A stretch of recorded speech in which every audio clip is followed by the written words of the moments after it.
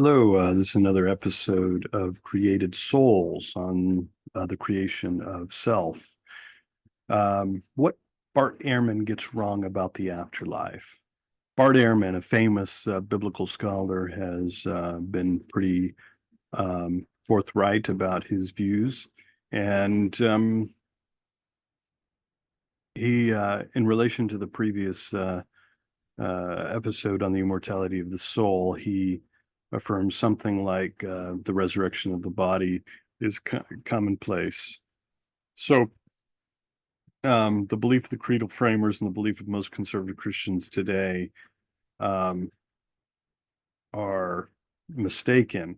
He asserts that most people have some idea about the soul going to heaven and that our bodies are, when they die, they're decaying in the ground and they'll simply die while our souls will go to heaven. But Ehrman argues this has problems. It has a problem of being able to account for the realities of the body here and now and all the marks left on the body.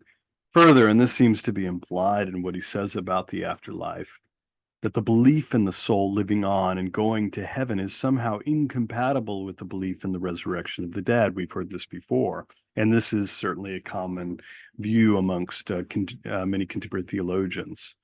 But are they compatible? Are they really? It seems not. And I can point you back to my previous episode to where I discussed this further. But it certainly seems that this is not the case. In fact, that they are not mutually exclusive. It's not an either or, but rather it's a both and. And in fact, the both and provides a sort of coherent plausibility to the whole afterlife story within the Christian narrative on what it means to be human and what it means to live on in the afterlife. And um, so this is something that it seems that many take to be contradictory or incoherent in some way, but in fact, they are actually compatible and coherently compatible. They work together, and the disembodied intermediate state, where the soul persists on, provides a plausible and coherent rationale to the fact that resurrection does occur later, and that you could be resurrected as in your embodied states. Um, and so this is scripturally true, it seems, and it's the belief of most Christians historically, and the normative Christian belief, even in fact, because it is dogmatically held within the wider Catholic Christianity as being the true teachings of the Scripture and upholding creedal teachings um, that represent what it means to be human in relation to God as His image bearers. And so this is it seems vital to the whole dogmatic tradition itself, which is reflective of the scriptural teaching on the afterlife. Ehrman does make a rather bold claim that that the view is not the view of Scripture or the view of Jesus. But is he right? I doubt it. In fact, Jesus is the one who clearly states, quote, "Fear not the man that can destroy the body, but fear God who can destroy the soul or throw the soul into hell," end quote. In fact, when Christ spoke to the thief on the cross, he states quite clearly that the thief will be in paradise once his body dies.